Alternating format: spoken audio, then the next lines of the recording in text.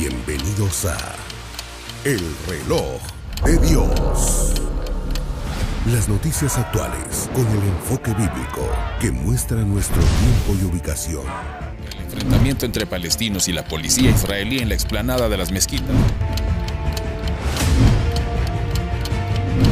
A medida que la guerra continúa, el número de personas que huyen. Hola, bienvenidos al Reloj de Dios. Si nos están sintonizando en vivo, buenas noches. Y si están en cualquiera de nuestras repeticiones, buenas tardes, buenos días. Gracias por estar en sintonía de Rema Estéreo 91.7, Rema TV y el canal de nuestro apóstol Sergio Enríquez. Les recuerdo, activen siempre las notificaciones para tener la información en el momento en el que se lanza un nuevo episodio del Reloj de Dios. Inicio también contándoles que hoy daremos oportunidad para contestar preguntas que han ingresado por WhatsApp. Si no lo han hecho, les invito a escribir al más 502 56 17 90 99. Nuestro anfitrión ya está listo para recibirles también y saludarles con todo cariño. Apóstol Sergio Enríquez, ¿cómo se encuentra hoy? Pues acá sí está estando siempre atentos a todos los acontecimientos del tiempo final, regionales e internacionales, pero sobre todo personales, porque de nada sirve estar empapado de esta verdad escatológica y de conocer los tiempos si no conocemos nuestra propia vida.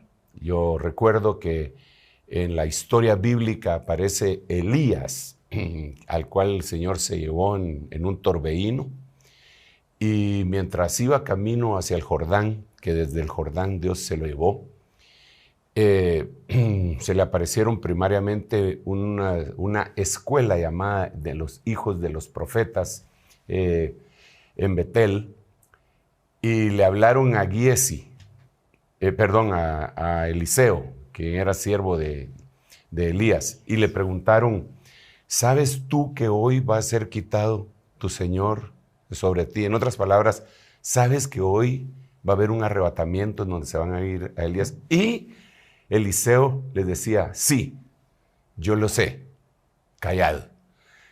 Y luego bajaron más a Jericó, y también otra vez los hijos de los profetas se acercaron a Eliseo, siervo de Elías, y le dijeron: ¿sabes que hoy va a ser quitado tu Señor de sobre ti?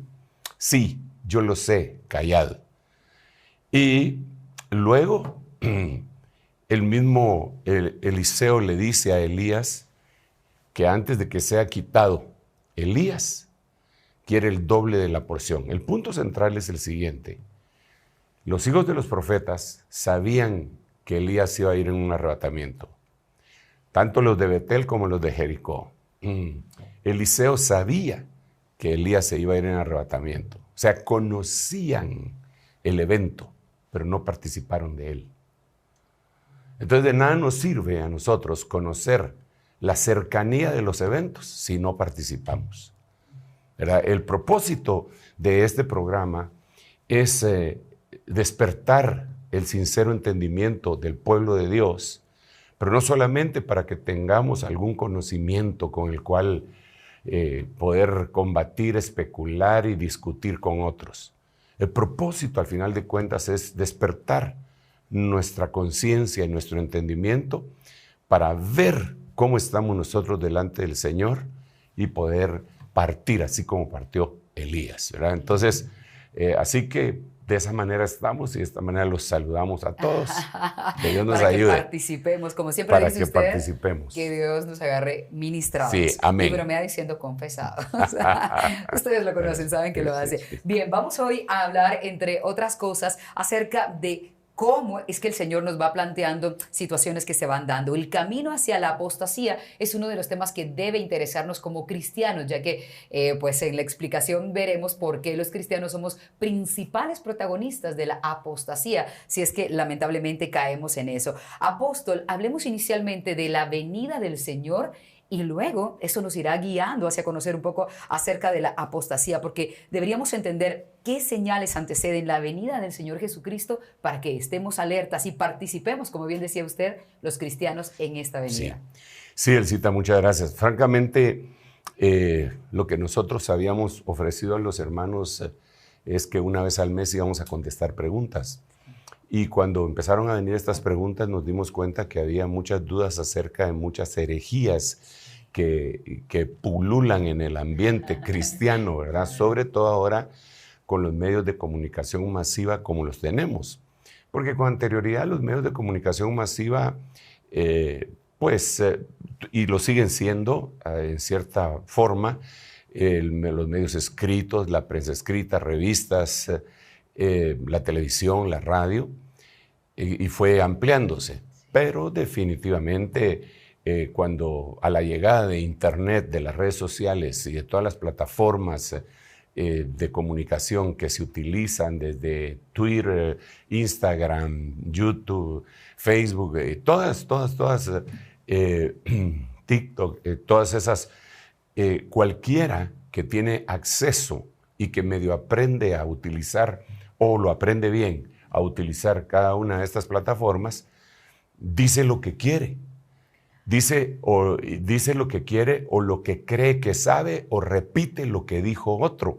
Y entonces el mundo se ha llenado de muchas cosas que no son adecuadas, no solamente en el ámbito espiritual, también en el ámbito religioso, que no es lo mismo, y también en todos los demás ámbitos, en el ámbito político, económico, y el humano, los gobernantes no hayan que hacer para normar esto. Hay países en donde definitivamente es súper prohibido el que la gente entre en este tipo de redes, ¿verdad? Sobre todo los totalitarios, los regímenes totalitarios. Entonces, a raíz de esto, que dimos espacio para que la gente preguntara en base a lo que nosotros hemos venido enseñando, nos asombró que no solo preguntan de lo que hemos venido enseñando, sino que preguntan de lo que las redes están diciendo, y al hacer un análisis nos damos cuenta que la mayoría de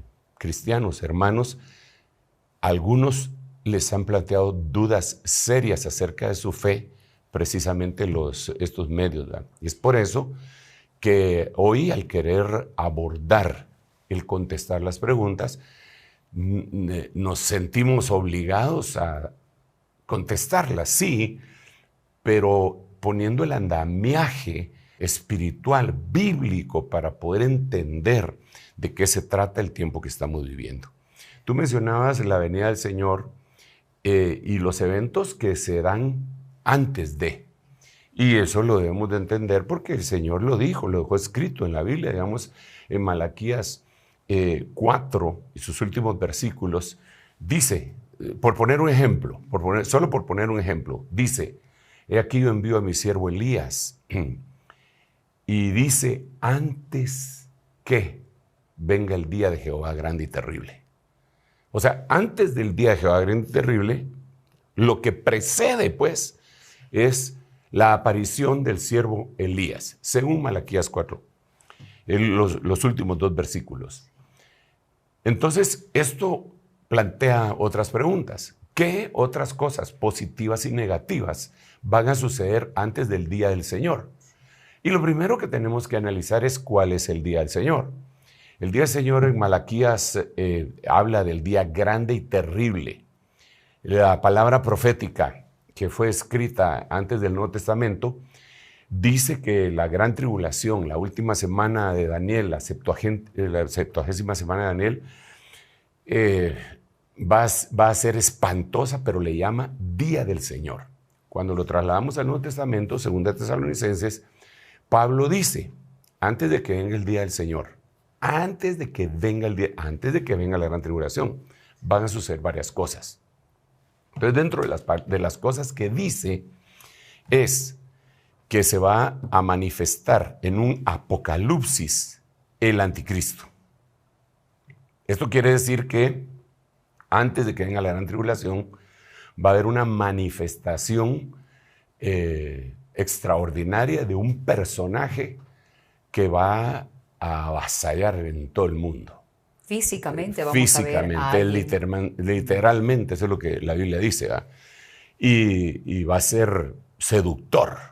Y la Biblia en el libro de Daniel dice que con intrigas y engaños se va a ir metiendo y va a sojuzgar en todo el mundo. Eso es bien creíble Sí. que pueda ser en primer lugar porque está en la palabra, pero ya lo hemos visto porque se han levantado líderes alrededor del mundo, políticos que la gente los sigue como un ídolo, como si fuera como un ídolo. Son sus, no solo sus fans, Sí. sino que son sus siervos, sus adoradores, ¿verdad? Y repito, y sobre todo en los regímenes totalitarios. Eso es fácilmente creíble, pero se va a levantar un líder que va a agarrar todo, Ok, pero eso no se va a manifestar así antes de, solo se va a manifestar el personaje, sino que la gente va a decir, este tipo sí, este sí puede, este debería de ser. Eso es lo que dice la Biblia que va a pasar antes del día. Pero hay otra señal que lo dice 2 Tesalonicenses en su capítulo 2, que al empezar a hablar el apóstol Pablo acerca de esto dice, en cuanto a la venida del Señor Jesucristo, la parusía del Señor Jesucristo y nuestra reunión en torno a Él, nuestra episinagoge, esa es la palabra que se utiliza ahí, os rogamos, hermanos, que no os dejéis mover fácilmente vuestra manera de pensar, como que si ese día ya llegó, no vayan a dejarse influenciar ni por dicho, ni por carta, ni o que digan que nosotros dijimos eso. Porque ese día, el día del Señor, la gran tribulación, no vendrá sin que antes se manifiesten las dos cosas que te estoy diciendo. Pero una de ellas es la apostasía. La apostasía, en algunas versiones como la amplificada en inglés, dice la apostasía generalizada. Wow. Eso es impresionante. Que se va a expandir por la iglesia. Que sea generalizada. Eso ya es temible. Sí, claro. O apostasía generalizada. Eso le pone los pelos de punta a uno, porque quiere decir, no es que van a ser algunos que otros los que van a caer en esa situación. Bueno, eso es lo que dice la versión amplificada. Sí. Las demás versiones quitan la palabra generalizada y solo ponen apostasía. Eso le da un poquitito de respiro a uno, Claro. pero ya la otra versión ya lo asustó. Absolutamente. Entonces, yo lo primero, el cita que vi, es que la palabra apostasía, para poder entender de qué nos está hablando el Señor, tenemos que tener la iluminación del Espíritu Santo y el estudio de la misma palabra que se explica a sí misma. Entonces, apostasía es una palabra griega, claro que fue españolizada y nosotros la conocemos como apostasía, pero en el griego se dice apostasía. La misma Sí, es la misma igualito. palabra, Muy bien. apostasía, ¿verdad? Ok, lo importante ahora es el significado Sí, de apostasía. entonces, y su etimología, porque cuando vamos al griego y buscamos de dónde viene la palabra griega apostasía, nos damos cuenta que viene de una palabra griega, su raíz, que se dice apostación. Esta apostación, cuando la analizamos, quiere decir divorcio. Esto aparece en el libro de Mateo, cuando le hacen la pregunta al Señor y le recuerdan que Moisés dio permiso para dar carta de apostación, carta de divorcio. Entonces, cuando vemos el significado etimológico de la raíz de esta palabra, no se puede divorciar un soltero. Exactamente. No se pueden divorciar. Se podrán pelear, Sí. se podrán separar, pero carta de divorcio no le puede dar si no tiene un compromiso serio, ¿verdad? Entonces, cuando lo trasladamos a apostasía, entonces uno dice, entonces, ¿quién es el que puede apostatar? Sino alguien que estaba comprometido. Casado. O aunque no se hubiera casado, ya habían intercambiado arras y a saber cuántas cosas más para poder tener un compromiso. Que ya creían, que ya era creyente, que ya era discípulo, y de repente lo agarró la apostasía y devolvió las arras. Claro. Y se perdió el casamiento, ¿verdad? Entonces, de aquí podemos entender que no puede apostatar alguien que nunca ha recibido al Señor Jesucristo. El incrédulo no puede apostatar. Bueno, si tomamos en cuenta que hay creyentes incrédulos. Ay, Jesús, eso necesita una profunda explicación. Creyentes incrédulos. Pues sí, ¿quiénes son porque ellos? cuando el Señor Jesucristo se resucitó, dice que muchos lo adoraban, pero algunos dudaban.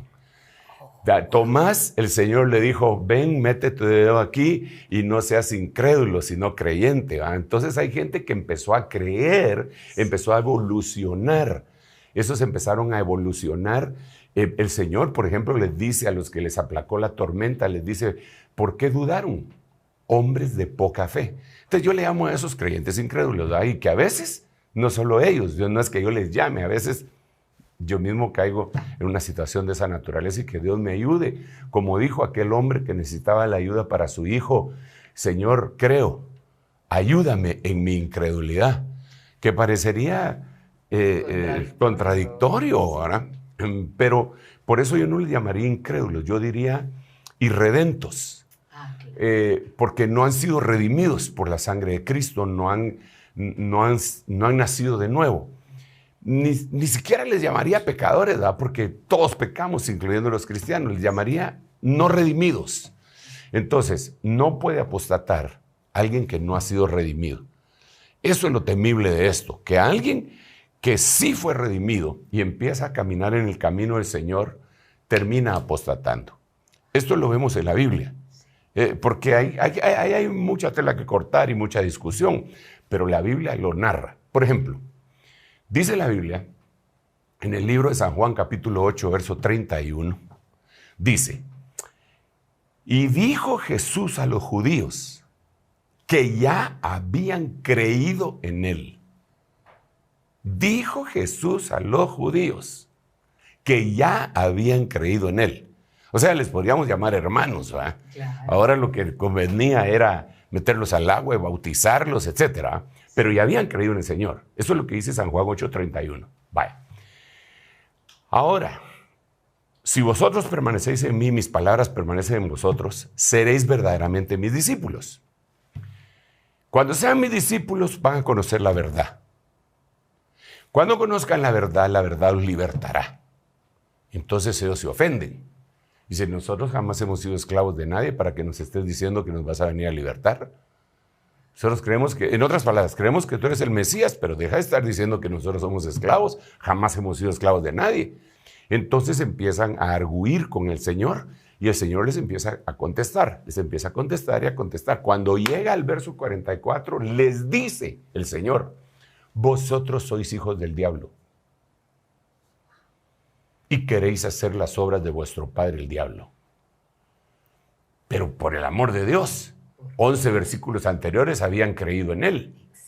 Entonces, apostataron. En 11 versículos apostataron. Y se convirtieron en hijos del diablo. No me lo estoy inventando. Ahí está en la Biblia, en San Juan 8, 31 hasta el 44. Entonces, cuando extraemos eso de San Juan 8, 31 al 44, lo llevamos. ¿Habrá creyentes hoy? Pues que han entregado su corazón al Señor. Sí, amén. Pero que tal vez no creen que son esclavos del pecado y creen que por haber creído en el Señor ya están libres y que ya no tienen necesidad de una administración subsecuente o después de haber creído y que se empiezan a oponer y se empiezan a portar mal y que se pueden convertir en lo antagónico de ser un hijo de Dios. Pues eso es lo que ahí nos deja ver, ¿verdad? Apóstol, y nos da perfectamente la oportunidad para decir, entonces, ¿cuál es el camino hacia la apostasía? Sabiendo que para nosotros los cristianos esto debe ser una tremenda alerta. ¿Cuál es ese camino? Mira, existe de parte de Dios, y Él lo dijo de sí mismo, yo soy el camino, la verdad y la vida. Eso es del lado positivo. Jesús se identificó diciendo, yo soy el camino, la verdad y la vida. En la antítesis se mira un camino, un error y la muerte. En la antítesis, camino de Caín, el error de Balaam, ¿verdad? Hasta llegar a la muerte, que lo describe la Biblia en el libro de Apocalipsis. Digamos, la antítesis está en el libro de Judas, capítulo 1, verso 11, en donde dice, ay de ellos porque ellos siguieron el camino de Caín, el error de Balaam, y perecieron en la contradicción de Coré. Entonces, camino, error y muerte. Jesús es camino, verdad y vida. Ellos son camino, error y muerte. ¿Ok? Tomando como parámetros Caín, Balaam y Coré, que es un tema apasionante, ¿va? Pero entonces, una vez que una persona creyó, debe de cuidar la salvación, según la Biblia. Sí. Hebreos capítulo 1 lo que dice es, ¿y cómo escaparemos si descuidamos una salvación tan grande? O sea, Dios nos dio una salvación a nosotros. Sí. Hay que cuidarla. ¿Cómo se cuidaría la salvación? La salvación se cuida cuidando todas las cosas que Dios ya nos dio. Por ejemplo, solo por poner un ejemplo, Efesios capítulo 4 dice, esforzándonos por mantener la unidad del Espíritu. Eso es como cuidar la unidad del Espíritu. Después viene obtener la unidad de la fe y por último la unidad del cuerpo. Pero entonces hay cosas que se cuidan con lo más básico. Y una de las cosas básicas es la doctrina. Ok, entonces, el antilugar santísimo. Antilugar santísimo. Es más, quisiera ver si logro utilizar esto para darme a entender con lo que... este es un tabernáculo de Moisés bien visto desde arriba, supuestamente, ¿verdad? Y que yo lo utilizo bastante para poder plantear algunas cosas. Esto lo conocemos como el atrio, esto es como el santo y esto es como el santísimo. Entonces, aquí está el camino, aquí está la verdad y aquí está la vida. Pero en la antítesis, la que mencioné en Judas 1:11, sería camino, error y muerte. Antítesis. Vale. Entonces ahora, si usted me permite borrar acá para poder decir, esto aquí solo estoy planteando la base para dar lo que les quiero decir. Aquí sería apostasía,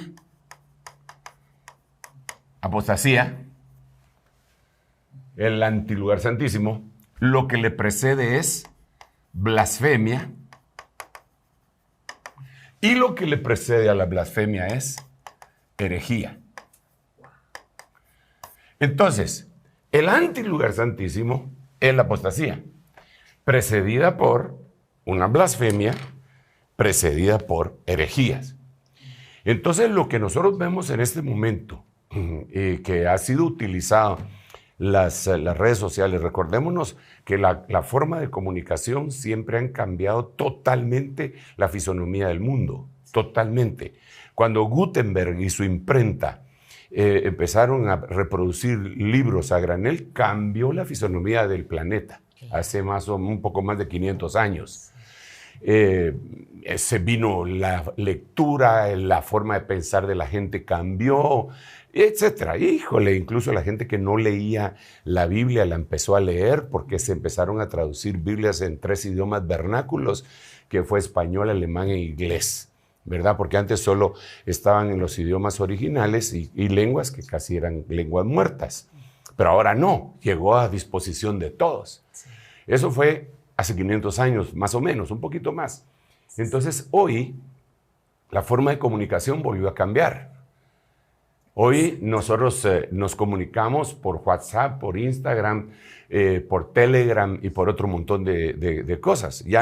Incluso ya ni siquiera por llamadas telefónicas. Cada vez menos. Es cada vez menos. La llamada telefónica se está volviendo anacrónica. Sí. Ya nadie quiere contestar. Hasta sienten una ofensa si lo llaman directamente. ¿Va? Claro, como invasivo. Sí, como invasivo. La gente pregunta, ¿te puedo llamar? Sí, sí. Pero no le preguntan, ¿te puedo escribir? ¿Va? Claro. O sea, cambió el concepto. Sí. Entonces el concepto de comunicación también cambió y esto ha aprovechado el enemigo para lanzar todo tipo de ideas. Y aquellos que son neófitos, a ver, digamos que es un neófito. Neófito es una palabra que significa recién plantado. No estamos hablando, no es un insulto. Es como decir un bebé cristiano, poco conocedor de la palabra. Neófito es un recién plantado. Eso quiere decir neófito. Bueno, entonces alguien que está recién plantado, le empiezan a llegar pensamientos humanos heréticos, Y ellos ya habían sido redimidos por el Señor Jesucristo y se dejan de congregar y agarran de pastor a un desconocido en YouTube. Sí. Entonces va camino, seguramente va camino a un error que lo va a conducir a una blasfemia en algún momento y que al final de cuentas lo va a conducir a la apostasía. Claro. Sí, dale. Gracias, apóstol León, que vamos a enfatizar mucho en la apostasía. Vamos a seguir hablando del tema. Retrocedamos un poco para saber, como dijimos, el camino antes de llegar a la apostasía. Hablemos un poco de qué es la blasfemia y qué es la herejía y en qué se diferencian. Sí, ok. Digamos que aquí tenemos que ir otra vez al significado etimológico de los idiomas originales. Muy bien. Digamos, apostasía, ya le explicamos que viene de apostación, que quiere decir divorcio. La blasfemia viene de una palabra que se dice similar, blasphemous, que lo que quiere decir cuando se empieza a profundizar en su raíz es difamar, ¿verdad? Difamar. Y la herejía viene de una palabra griega que se dice airesis, que quiere decir secta, división o error, ¿verdad? Entonces, aquí ya eso a mí me da una panorámica un poco distinta para analizar en base a estas palabras en el Nuevo Testamento, cuál podría ser una herejía, cuál podría ser una blasfemia y conduciendo hacia la apostasía. Ahora, para ser más específico con la pregunta que tú planteabas, entonces una blasfemia, digamos, hay un montón de versículos en la Biblia que se habla de blasfemias. Por ejemplo, dice, estos blasfemaron contra el tabernáculo de Dios y blasfemaron en contra de los que adoran en el tabernáculo de Dios. En algún momento el Señor Jesucristo les dice, toda blasfemia contra el Padre y contra el Hijo será perdonada. Pero toda blasfemia contra el Espíritu Santo no será perdonada ni en este siglo ni en el venidero. Entonces aquí ya podemos ver una cosa importante. Otra vez aquí, que existen dos clases de blasfemia. Una que se puede perdonar y otra sin perdón. Imperdonable. ¿Y cuáles serían esas entonces? La blasfemia imperdonable es blasfemar contra el Espíritu Santo, ¿verdad? Como lo mencioné. Las demás blasfemias tienen que ser localizadas en uno y pedirle perdón al Padre. Como alguien que habla mal de su pastor, por ejemplo, y luego se entera que estaba cometiendo un error. Pero ahí no sería blasfemar necesariamente en contra del pastor. Eso sería otra cuestión. Pero mira, por ejemplo, decir que Jesús no es Dios es una herejía que se convierte en blasfemia y que la Biblia le describe en el libro de Apocalipsis. Cuando le dice a una de las iglesias ahí descritas, de las 7 iglesias descritas en Apocalipsis, le dice, tienes ahí a los que se dicen ser judíos y no lo son, sino que son sinagoga de Satanás. Después lo vuelve a decir y dice, esos que tienen la blasfemia de los que se dicen ser judíos y no lo son. ¿Cuál es esa blasfemia? La blasfemia de los que se dicen ser judíos y no lo son es que ellos dicen que Jesús no es Dios. Ahora, esa blasfemia puede ser perdonada. Pero que ya cuando se meten contra el Espíritu Santo ya se enterraron vivos. Eso es importante. Bueno, eso dice la Biblia, ¿verdad? Yo solo estoy repitiendo. No creo yo creo, yo digo. No, la Biblia dice, la Biblia dice, la Biblia dice. Por eso yo menciono los versículos bíblicos. Entonces, eso sería blasfemias, hay muchas. Y en la blasfemia participa tanto el creyente como el no convertido. Sí, el creyente puede participar y el no converso puede azuzar el fuego. Digamos, un creyente, digamos, en la Biblia, el apóstol Pablo está hablando de 2 discípulos de él, que se llaman Himeneo y Fileto. Entonces él escribe ahí, dice, a Himeneo y a Fileto los entregué a Satanás para que aprendan a no blasfemar. Ahora, creyentes, aquí tenemos que analizar qué es entregar a Satanás, ¿ah? Sí.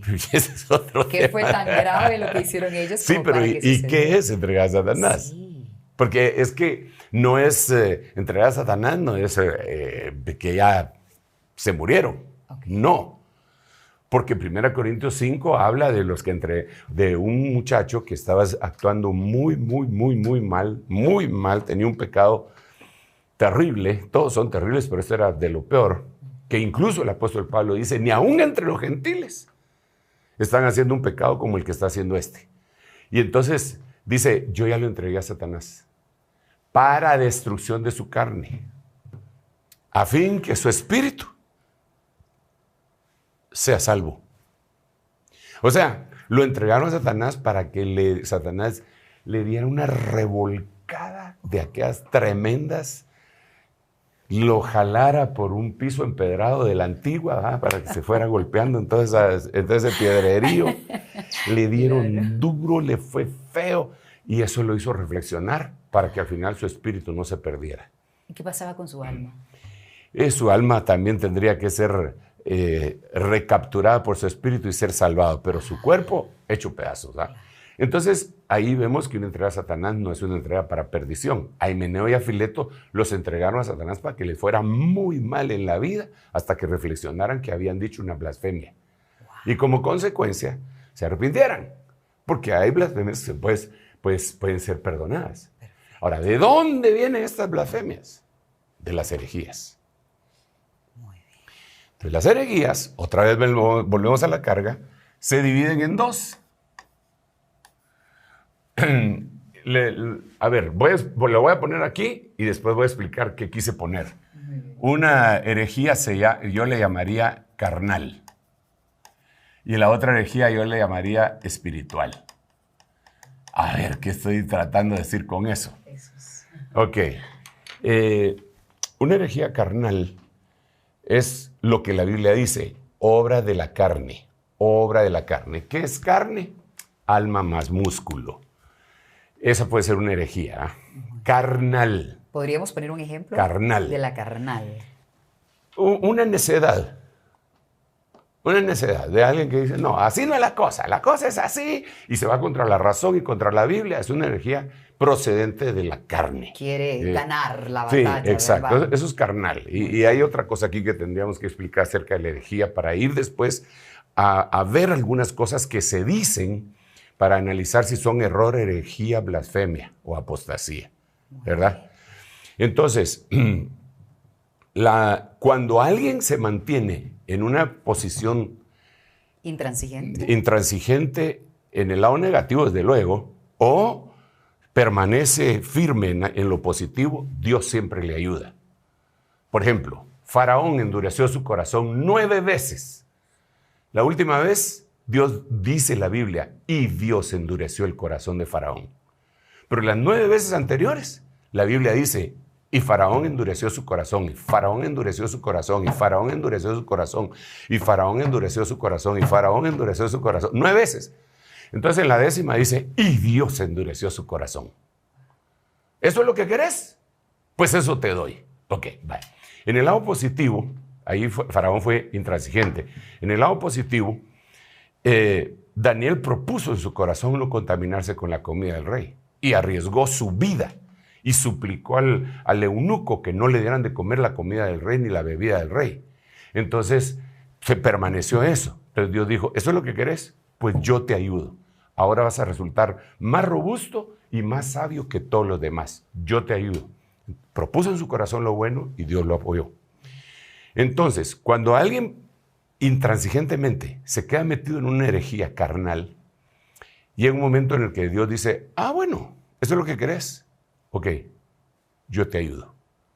Entonces, dice la Biblia que hay herejías causadas por espíritus inmundos. Esa es la que yo le llamo espiritual. La palabra es neuma. De ahí viene neumático, el aire. Wow. Pero es otra cosa. Qué interesante. Sí, entonces ya es una herejía potencializada con espíritus inmundos, de las cuales la Biblia las describe.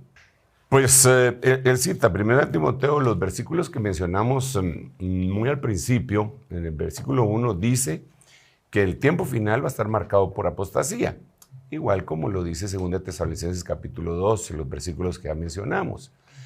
Pero la continuación de ese versículo dice que esas apostasías van a ser como consecuencia de doctrinas erróneas que vienen a ser predicadas por espíritus inmundos, por demonios, doctrinas de demonios, dice la Biblia.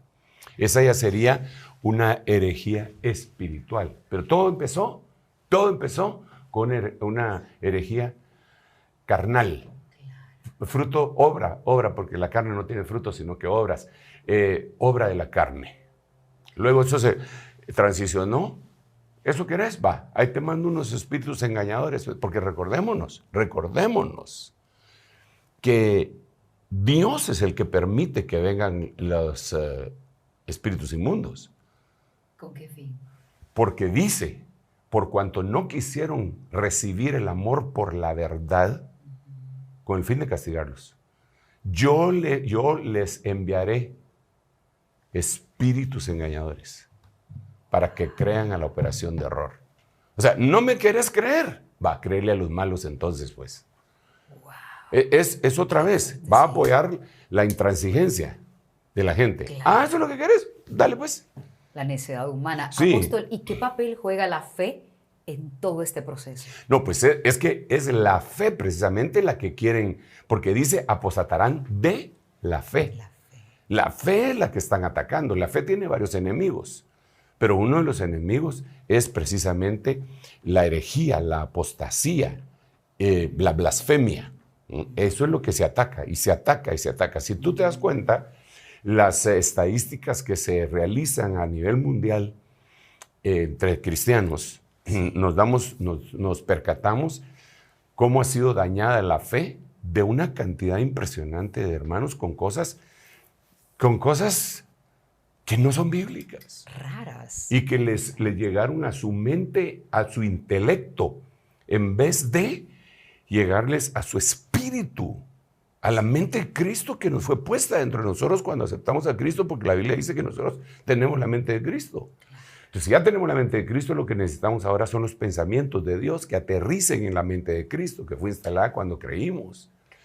Pero si ellos dejan de utilizar esa pista preciosa y entonces van a agarrar pensamientos de hombre, lo tienen que agarrar en su intelecto. Sí. Entonces, al agarrarlo en su intelecto, empiezan a creer cosas de lo más raro. Doctrinas de hombres. Mira, cuando el Señor reprendió a Pedro, le dijo, apártate de mí, Satanás. Y la continuación es muy reveladora, porque no estás pensando las cosas de Dios, sino que estás pensando las cosas de los hombres. O sea, los pensamientos intelectualoides de aquella época iban y bombardeaban la mente natural del apóstol Pedro. Entonces él, no, que nunca te acontezca semejante cosa, Señor. Pero tenían que ser los pensamientos de Dios, el plan divino aterrizando en la mente de Cristo.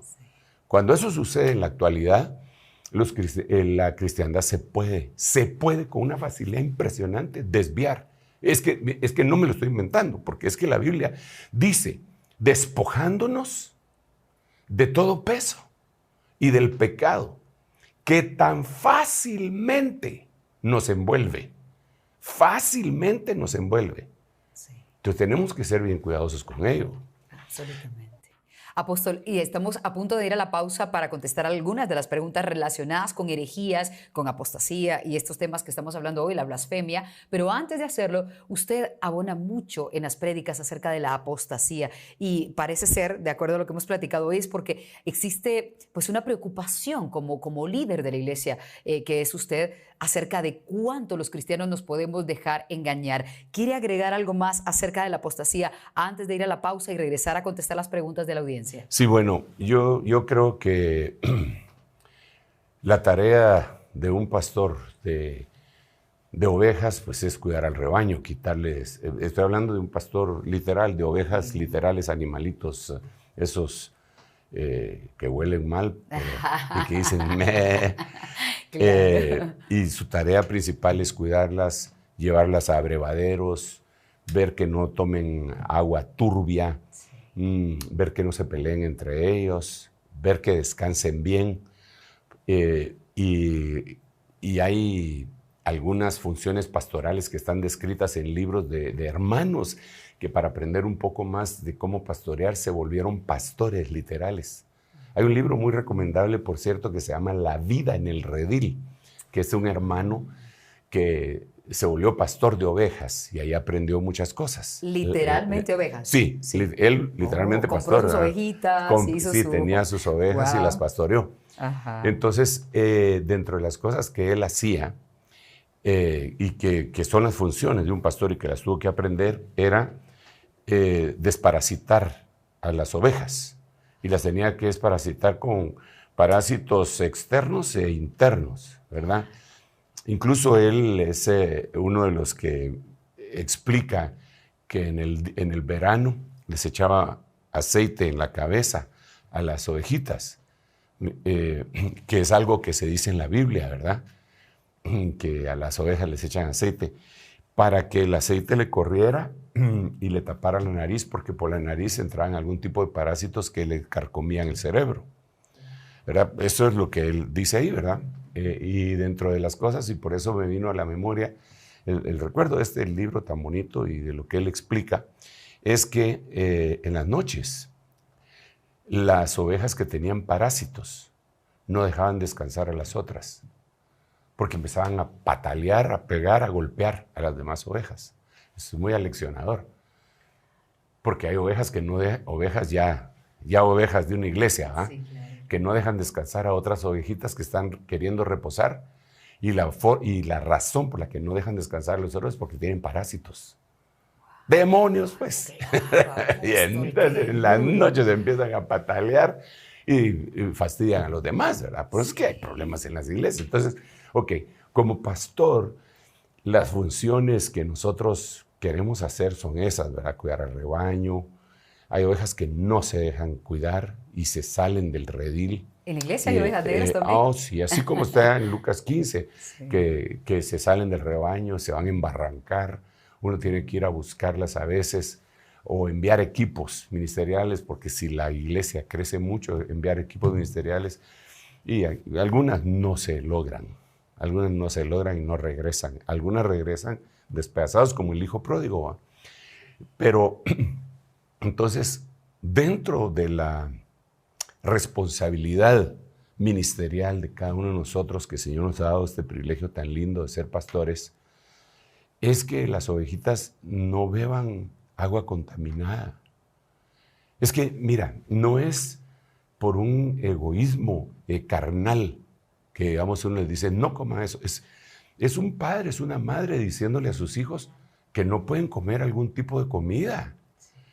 Tú, cualquier persona que haya tenido la dicha de ser padre o madre, tiene la responsabilidad de decirle a su hijo, no, estás comiendo demasiado de eso. Incluso en los Estados Unidos, cuando un niño está demasiado obeso, pueden acusar los padres de abuso infantil, porque ellos son los que deberían de ver la dieta de aquel niño. Ahora trasladémoslo a la iglesia. Entonces nosotros, digamos, le decimos a la gente, no hombre, deje de estar oyendo cualquier tontería. Es la Biblia, venga, si usted quiso sentarse aquí para reconocer pastoreo, oiga, usted no se pastorea a usted mismo. Claro. Porque todos necesitamos un guía. Sí. Todos necesitamos un guía. En mi guía es el Señor. Te voy a poner un ejemplo. No sé si has oído de Tiger Woods. Claro, golfista. Que les fue un dolor de cabeza para todos los golfistas blancos, ¿verdad? Porque les quitó todo, sí, y no era de su especie, si tú quieres, ¿verdad? Sí, claro. Había sido pobre, era de raza negra, bueno, les ganó. Sí. Fabuloso el tipo, ¿verdad? Entonces, de repente, ya cuando llegó a la cúspide de su carrera, aparte de lo que le pasó después, empezó despidió a su preparador que tenía y su carrera empezó a venirse en declive. Hasta que se dio cuenta, porque lo que él pensó fue, yo soy el campeón. Este cuate, ¿qué me va a estar diciendo a mí? Si yo soy el campeón, yo soy el que sabe, yo soy el que sale al terreno, yo soy el que tira los swing y todas las cosas esas. Este otro, ¿qué me va a decir? Pero el otro le decía, no, estás tirando muy a la izquierda, estás haciendo, porque lo miraba desde afuera. ¿Ah? Una perspectiva Exacto. diferente. Entonces, cuando lo despidió, su carrera se empezó a venir abajo. Aquí me viene otro ejemplo bíblico. Y te hago una pregunta, si... No, yo sé que si me haces el favor de contestármela según lo que tu opinión. El hombre más sabio de la Biblia, ¿a quién aparte de Jesús, a quién le darías el puesto? Salomón. ¿Verdad que sí? Sí. Yo también, Salomón. Entonces Salomón hubiera podido decir, pues yo soy sabio, ¿para qué necesito consejeros? Si soy sabio. Sin embargo, dice la Biblia que tenía un equipo de consejeros sabios. Sí. Y los oía. De la sabiduría de Salomón, él escribió, en la multitud de consejeros está la victoria, siendo un hombre tan sabio. Entonces hay ovejitas que piensan que no necesitan un guía, que no necesitan un pastor. Claro. Porque ellos ya son muy sabios. Pero ya te puse el ejemplo bíblico, ya te puse el ejemplo del golf, Sí, ¿verdad? claro. Entonces yo creo que parte de lo que nosotros como pastores anhelamos es que las ovejitas vayan en pos del Señor, que no se disgreguen, que se congreguen. Por eso es que hay una llamada en el libro de Hebreos que dice, no dejando de congregarse, sí, como algunos tienen por costumbre, sí, para que estando congregados podamos procesar todas las cosas que están aconteciendo. Y eso va para nosotros los pastores también. Porque el pastor también debe congregarse y debe tener un equipo ministerial y debe tener consiervos que le puedan decir en algún momento, mira, eso que estás haciendo, no, que eso que dijiste, no, nada que ver, eso no es Biblia. De todos tenemos, si acá somos Dios, pues. Hay que tener humildad para escuchar por si hay un error. Pero si Salomón tenía consejeros, ¿por qué nosotros no vamos a tener si no le llegamos a Salomón? Claro, bueno, apóstol. Entonces, pero te devuelvo el tiempo. Perfecto, apóstol, nos da la oportunidad entonces con esta información ir a la pausa y cuando regresemos vamos a tener la oportunidad de abrir las preguntas que han enviado ustedes relacionadas con herejías, blasfemia y apostasía para profundizar en el tema. No se vayan. En un momento regresamos con El Reloj de Dios. Estamos de vuelta con El Reloj de Dios. Gracias por continuar en sintonía del Reloj de Dios a través de Rema Estéreo 91.7, Rema TV y el canal del apóstol Sergio Enríquez. Como lo prometimos, vamos a dar ahora oportunidad a hacer las preguntas que ustedes han enviado a nuestro número de WhatsApp. Si están en televisión, lo están viendo ya en la pantalla. Y si no, si lo están escuchando en nuestro podcast o en alguna otra plataforma, les vamos a compartir en un momento más el número para que hagan preguntas para este y otros programas, porque más adelante repetiremos esta oportunidad. Apóstol, hablando de herejías, de blasfemia y de apostasía, creo que usted nos va a ir haciendo la diferenciación en cada uno de los temas. Hablan de la concepción virginal de Jesús, que para muchos es un mito. Preguntan, ¿es eso una herejía? Yo lo clasificaría como una herejía ya no en el orden carnal, sino que, como dice 1 Timoteo 4:1, es una herejía incentivada y predicada por espíritus inmundos. ¿Por qué? Porque esto no es de reciente acuñamiento. Esto, desde los primeros siglos, incluso los fariseos, cuando querían insultar al Señor, parecería que había una especie de rumor, ¿verdad? Así como ellos le pagaron a los soldados romanos para decir que Jesús no había resucitado, sino que los discípulos se lo habían robado de la tumba. Así también parece que había un rumor, porque cuando lo querían insultar en una oportunidad, le dijeron, nosotros no somos hijos de fornicación, a él. ¿Ah? Entonces, dando a entender cosas malas acerca del origen del Señor. Otra vez volvemos al punto en donde decíamos de la mente natural, la mente humana, ¿verdad? La mente incrédula de los creyentes. Parece un término tan contradictorio, sí. ¿verdad? Pero es la mente incrédula de los creyentes que llegan a cuestionar cosas que vienen del cielo, y por ahí aquella herejía que era espiritual puede entrar para hacerlos perder todo. Porque mira, a ver, si Jesús no fue concebido virginalmente, entonces no fue el Espíritu Santo el que hizo sombra sobre María. Entonces, si eso es así, él no podría ser el Hijo del Altísimo.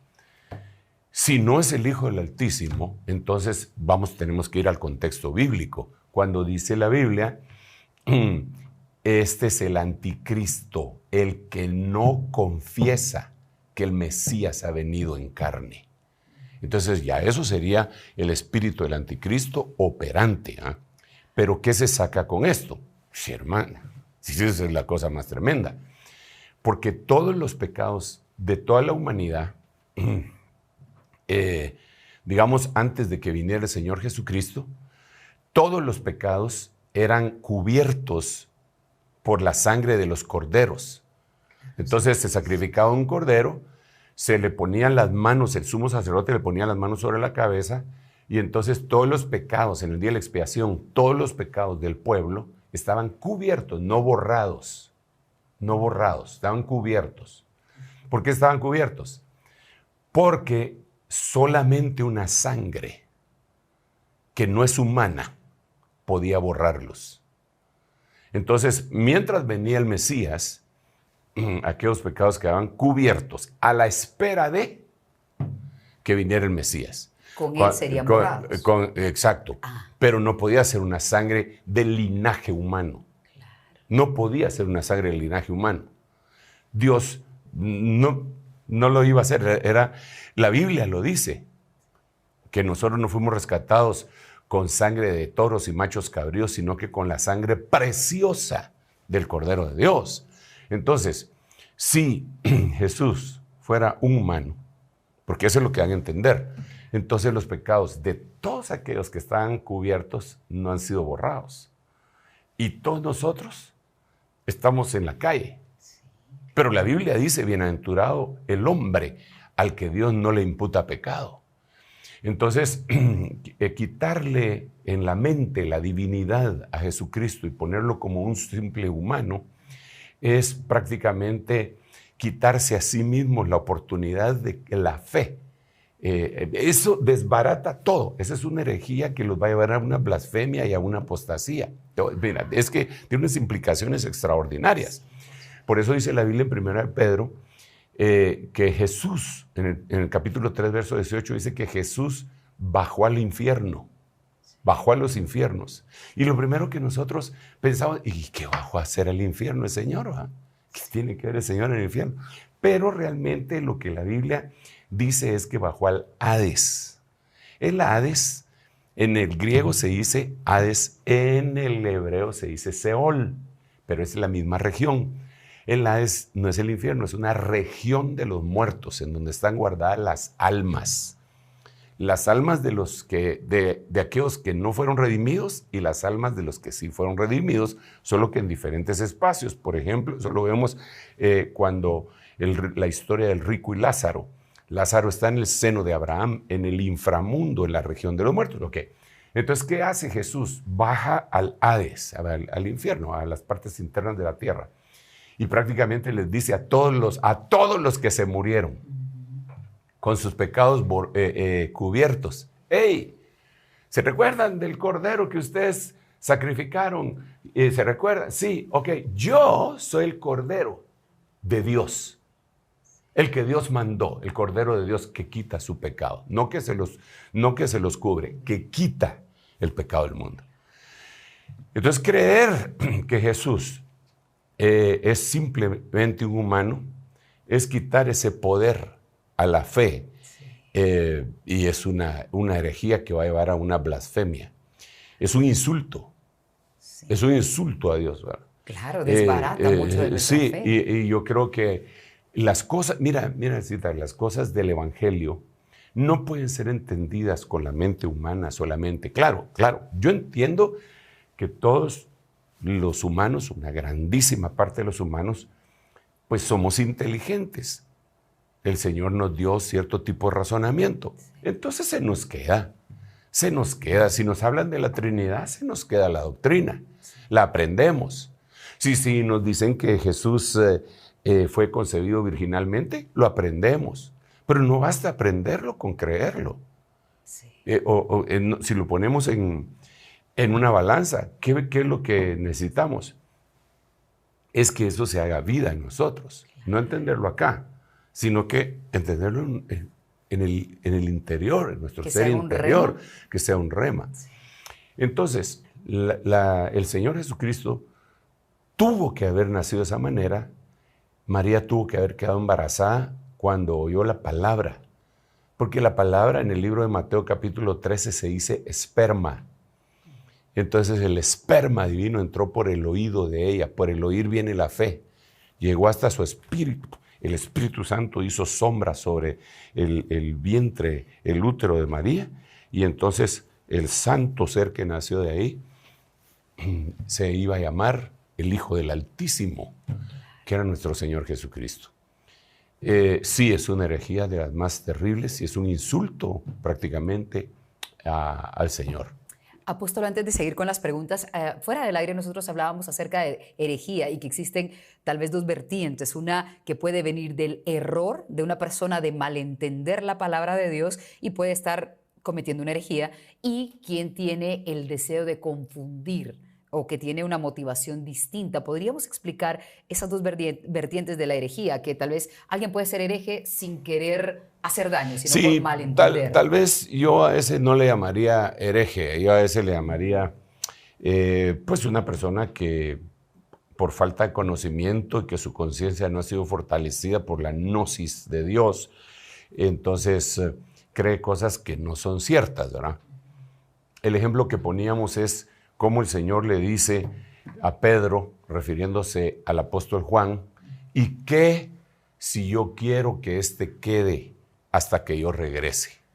Y en el siguiente versículo dice, y de ahí surgió un dicho entre todos los hermanos que Juan no moriría. Pero, dice a continuación, Jesús no dijo que no moriría, sino dijo, ¿y qué? Si yo quiero que él quede hasta que yo regrese. Entonces, los hermanos de la iglesia del principio creían que Juan no iba a morir jamás. Jamás. Y los últimos reportes que se tienen de Juan es de un ancianito en la isla de Patmos, ¿verdad? Sí. De más de 90 años. Entonces, ahí hay otra cosa que explicar, que no me quiero meter en ella, ¿verdad? Pero el asunto es que Jesús no dijo que no iba a morir.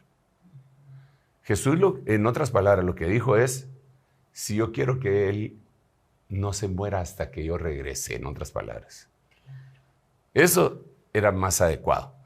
Pero el hecho de que ellos dijeran, Juan no se va a morir, Juan no se va a morir, Juan no se va a morir, Juan no se va a morir, no era una herejía. Era una forma de entendimiento de algo de ellos con una sincera conciencia, entendimiento, y no podía ser catalogado como una herejía. Pero ya cuando la ingenuidad se quita y lo que se pretende es dividir un rebaño, entra la herejía, porque la palabra herejía, como ya dijimos, viene de airesis, y airesis, uno de sus significados es secta, división, sectario. Entonces el propósito es dividir. Así podríamos incluso conocer un poquitito más acerca de las herejías, que después se convierten en blasfemias. Te voy a poner un ejemplo, otro ejemplo. Hay una herejía que viene desde el primer siglo, pero que se ha acentuado mucho y que la Biblia la describe en el libro de Apocalipsis, y es la que nosotros conocemos como los judaizantes. Los judaizantes quieren hacer volver a la iglesia a la ley. en pocas palabras. Pero ellos no van y presentan el evangelio, las buenas nuevas, a los inconversos. No, ellos van a los que ya están convertidos para confundirlos. Ellos no le van a hablar a un borracho de Yeshua HaMashiach. No. Ellos ni le dicen a un marihuano Baruch Hashem Adonai. No, eso ellos lo utilizan para ir a contaminar hermanos que ya están redimidos. En otras palabras, para dividir. Es una herejía, generalmente lo que hace es dividir y después se convierte en una blasfemia para que esa gente que fue contagiada por esas cosas terminen apostatando. Tengo que hacer una aclaración así rapidita antes de que se me pase esto que vino a la memoria ahorita. Las tres instancias estas que acabamos de poner, herejía, blasfemia y apostasía, se dividen en dos. Así como dijimos acá, carnal y espiritual. Sí. Así como dijimos acá, perdón y sin perdón. Entonces, la herejía puede ser obra de la carne y obra de espíritus. Ok, blasfemia puede ser la que es perdonada y la imperdonable. Apostasía puede ser dos tipos de apostasía. Aquella apostasía de la cual la persona puede regresar y la apostasía de la cual la persona ya no puede regresar. Wow. ¿Verdad? Claro, necesitamos que profundicen. Sí, irreversible. Una apostasía irreversible y una reversible. Ejemplos. Sí. El apóstol Pedro negó al Señor con blasfemias. Sí. Cuando él, tú eras, yo no, aún hablas como ellos, empezó a insultar. Y por último, blasfemó. En la última, blasfemó. Claro. Bien, entonces él apostató. Sí. Pero regresó. Sí, sí. Y el Señor se lo dijo. Pedro, vosotros habéis sido pedidos para ser zarandeados por Satanás. Pero yo he rogado por ti para que tu fe no falte. Cuando tú hayas regresado, cuando tú te has arrepentido, cuando tú te has convertido, esas tres palabras las dice en la Biblia. Cuando te has convertido, entonces hay ayudas a tus hermanos. Pero quiere decir, el Señor le está diciendo, tú te vas a ir, pero vas a regresar. ¿Ok? Sí. El otro ejemplo es Judas. Judas apostató, pero ya no regresó. ¿Por qué? No regresó porque, bueno, en primer lugar la Biblia dice que él era el hijo de iniquidad, que se convirtió y llegó a ser un traidor. El Señor dijo claramente en su oración, dijo, Señor, de los que me diste, ni uno solo se me perdió, excepto el hijo de perdición. Y hablaba de Judas, ¿verdad? Sí. Entonces no lo perdí, ese ya venía perdido, ¿verdad? En otras palabras, ¿verdad? Sí, sí. Entonces tenemos que analizar que las tres instancias, esta herejía, blasfemia y apostasía, se dividen en dos caminos, ¿verdad? Bien, claro. Y digamos, existe una oportunidad, eso es lo que quiero decir. Existe una oportunidad para regresar, ¿verdad? Existe, no estamos condenando a nadie, estamos diciéndoles, arrepintámonos. Si hemos cometido tonterías, ¿por qué vamos a permanecer en nuestra necedad, obstinación? Diciendo, no, así como yo digo es, por orgullo. No, hombre, mejor humillarse y decir, sí, cometí un error, me equivoqué, o me engañaron. Y a casi nadie le gusta contar que le engañaron. No, por supuesto. Cuando les hacen el timo de la lotería, a nadie le gusta contar que se estafaron. Claro. Ya se quedan callados, solo se sabe que perdió todo lo que tenía. ¿Ah? Sí. Entonces, a nadie le gusta decir que los engañaron en un negocio piramidal, en el esquema de Ponzi que le dicen. Sí, claro. Nadie, todos callados. Yo ni siquiera sé qué es eso. Y ya perdió, ¿sabes cuántos miles de dólares? Y la esposa hablaba enojada. Entonces, la cosa es reconocer y decir, yo me equivoqué. Sí. Me equivoqué, pido perdón. Claro. Hay oportunidad. Amén. Qué esperanza tan bonita la que nos deja ese tema. Bien, Apóstol, también se dio un estudio que tiene diferentes encuestas en donde entrevistaron a cristianos. Y uno de ellos dice que, por ejemplo, el 43% afirma que Jesús no es Dios. ¿Qué nos dice usted?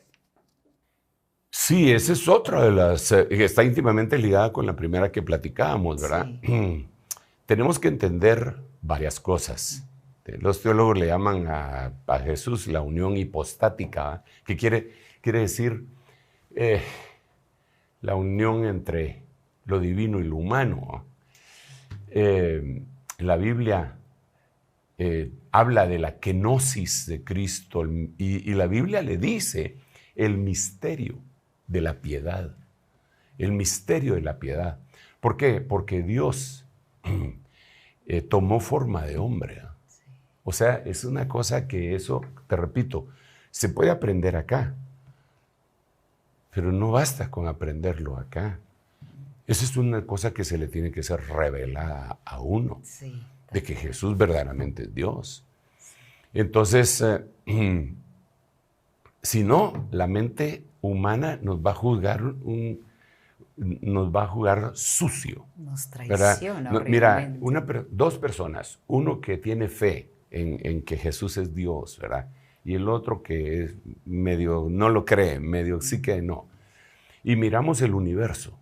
Los dos miramos el universo.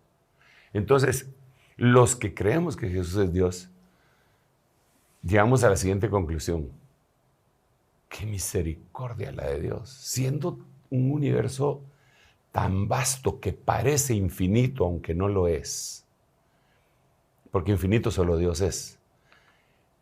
Siendo tan vasto, con tantos misterios, con hoyos de gusano, con hoyos negros, con galaxias, que siendo tan grande, ¿cómo se le ocurrió a Dios en su misericordia mandar a Jesús aquí a la tierra?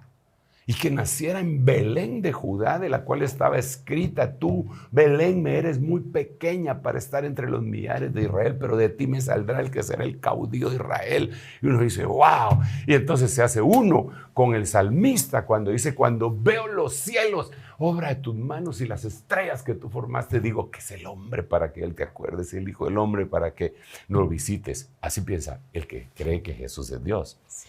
Pero el que no cree, dice: estas son charas. ¿Cómo va a ser posible que el universo siendo tan grande y a nosotros nos van a venir a visitar? No, esa es la religión la que me está tonteando. Entonces, la misma verdad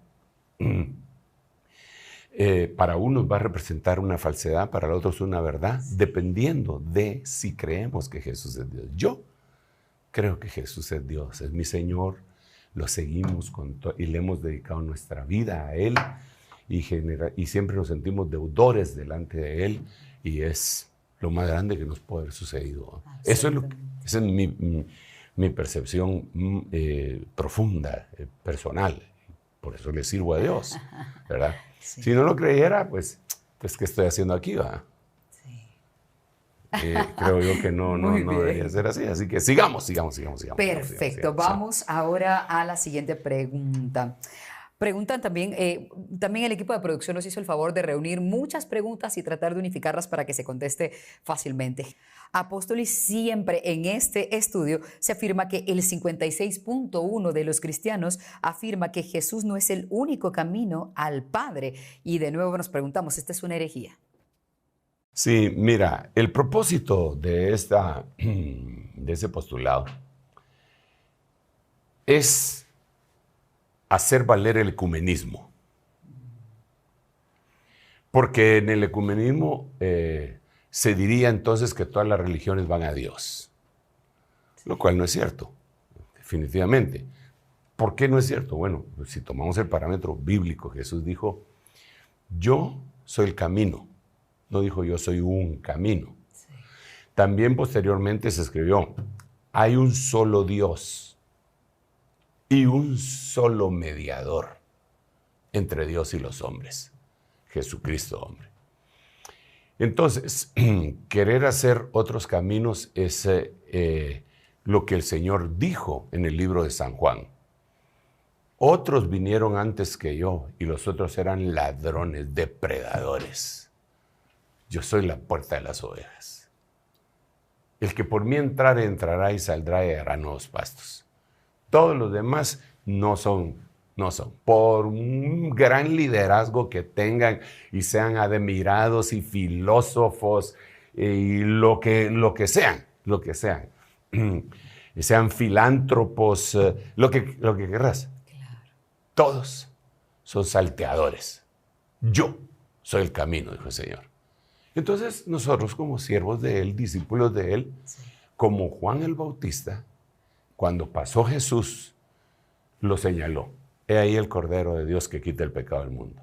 Entonces nosotros como siervos le decimos a todo el mundo, he ahí el Cordero, Jesús.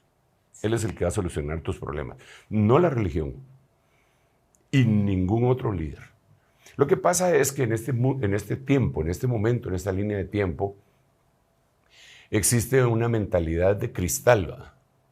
Que no se le puede decir nada a la gente porque se ofende, ¿va? Muy frágiles. Ay, se ofendió porque le dijeron de tal manera. Ay, se ofendió. Ahora todo el mundo se ofende por cualquier cosa. Esa frase es ofensiva. Eso es ofensivo. Qué ofensivo ni qué 8 cuartos. La verdad, muchas Claro. veces ofende a la gente, pero salva.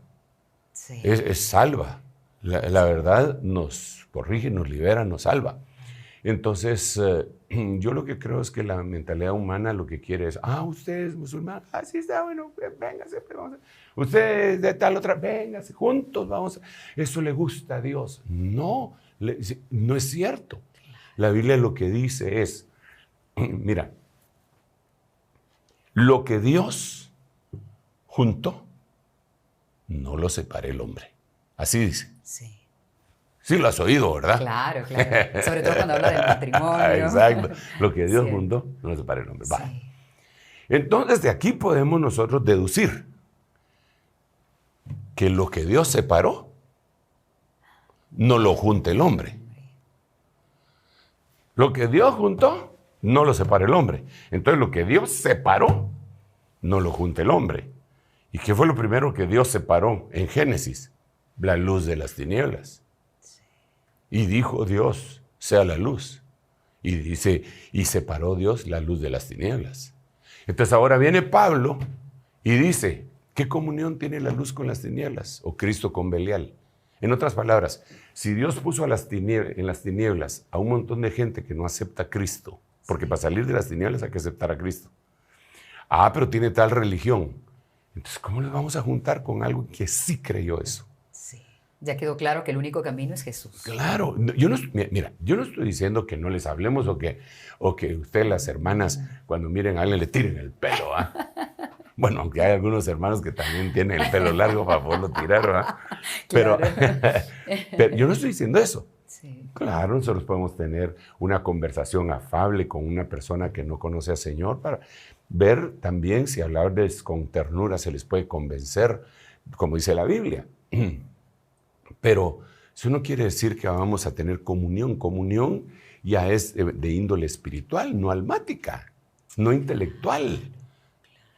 Ya es de índole espiritual. Entonces, esa herejía es el postulado sobre el cual se para el ecumenismo.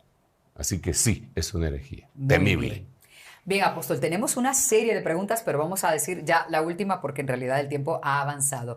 El único ejército que no levanta a sus caídos es la iglesia. ¿Esto es bíblicamente correcto?, nos preguntan. Bueno, sí, tendríamos que ver si también es una herejía al principio de la misma o qué. Pero inicialmente yo diría que esto es lo que se conoce como la falacia de la generalización precipitada o sobregeneralización, ¿verdad? Que es una falacia que procede de algunas personas con muy pocas pruebas trata de generalizar algo que sucedió. Entonces podría ser que alguien asistiendo a una iglesia fue lastimado, herido y se cayó y esperaba que lo fueran a levantar y a acuchuchar y a apapachar y regresarlo y entonces y eso no sucedió. Entonces, pues tirándole la culpa a la misma iglesia, lo dijo y lo sentó como una verdad sin que sea una verdad. Claro. Nadie puede osar mencionar una generalización de esa manera si ni siquiera conoce. Mira, solo aquí en Guatemala nosotros tenemos aproximadamente 20,000 iglesias registradas, cristianas, Sí. 20,000 de diferentes redes y denominaciones. Entonces, ¿cómo se puede atrever una persona a decir que de esas 20,000 iglesias y congregaciones registradas, porque hay otras que no están registradas, pongámosle que haya 40,000, Sí. ¿cómo se puede atrever a decir que no se preocupan por el caído? Yo conozco pastores que hacen lo imposible, por decirlo así, para ir a rescatar ovejas y se arriesgan su vida, su dinero y aún su prestigio. Entonces, así como no puedo generalizar que todos los pastores hacen eso, tampoco hay derecho para que se generalice la otra situación. Alguien seguramente cayó, lo lastimaron y está amargado y de ahí sacó eso. Y así hay otro montón de cosas que se dicen como dicharachos, ¿verdad? A veces en ignorancia, a veces como un chiste, y que se puede llegar a convertir en una herejía. Esa no es una herejía, ese es un error procedente de la amargura, ¿verdad? Pero puede llegar a ser una herejía. Y no es cierto de ninguna manera, ¿verdad? Ahí hay mucha tela que cortar, demasiada tela que cortar, ¿verdad? Claro. Y te repito, sí hay gente que pues al tener una herida respira por ella y entonces saca cosas y conclusiones que no son ciertas. Sí. Pero bueno, yo quisiera ir finalizando este tema en el cual nosotros tratamos de poner prácticamente el andamiaje, los puntales, la base, el cimiento, para que más o menos entendamos cómo es la infraestructura de la herejía, blasfemia y apostasía, ¿verdad? Hay muchas cosas que se dicen y entonces sería más fácil que la gente dijera, tal cosa, ¿es herejía sí o no? Tal otra, ¿es cierto sí o no? Pero al tener la perspectiva de lo que acabamos de hablar, yo creo que nos ayuda a que nosotros podamos localizar y decir, eso no es cierto, eso no tiene contexto bíblico, porque no siempre vamos a tener acceso a que tengamos a alguien con algún tipo de conocimiento para decirnos sí o no. Sí o no. Cuando somos niños, sí, ¿verdad? Incluso cuando nosotros vemos las películas que dice PG o Parental Guidance, ¿verdad? Como que dice que debe de haber un adulto, un padre, guiando para ver esa película, para decirle al niño, eso no es cierto, eso no se debe decir. Pero el niño es niño y crece, va a llegar el momento en el que él tiene que decidir esa situación. Nosotros pretendemos entonces calafatear la arquía de juncos por dentro y por fuera para que nuestros niños espirituales sean fortalecidos, no se los coman los cocodrilos del río Nilo, lleguen a tener criterio y puedan desechar, llenos del Espíritu Santo, lo que no proviene de Dios. Amén. Yo quiero despedirme diciéndole a mis hermanos y hermanas que les bendigo en el nombre de Jesús y anhelo con todo mi corazón que sean protegidos su manera de pensar, su mente, su espíritu, su alma y su cuerpo, hasta que juntos podamos presentarnos delante del Señor con grande alegría. Y que cualquier cosa en la que tanto ustedes como nosotros los ministros hayamos errado, fallado, pues que Dios nos ayude y podamos recapitular y pues arrepentirnos, ¿verdad? Porque el único realmente que no se equivoca nunca es Dios. Amén. Amén. Dios me los bendiga y hasta pronto. Bien, y con ese saludo también les deseamos a todos que hayan pasado un feliz Día del Padre y que recuerden la enorme responsabilidad que tenemos al estar al frente de nuestros hijos en esta tierra. Les deseamos lo mejor y esperamos nos vuelvan a sintonizar en El Reloj de Dios el próximo domingo a las 9 de la noche, hora de Centroamérica. Hasta pronto. Esto fue El Reloj de Dios. Un mensaje de esperanza en medio del acontecer mundial. Esta es una producción de Rema Communication Group y Ministerios Ebenezer.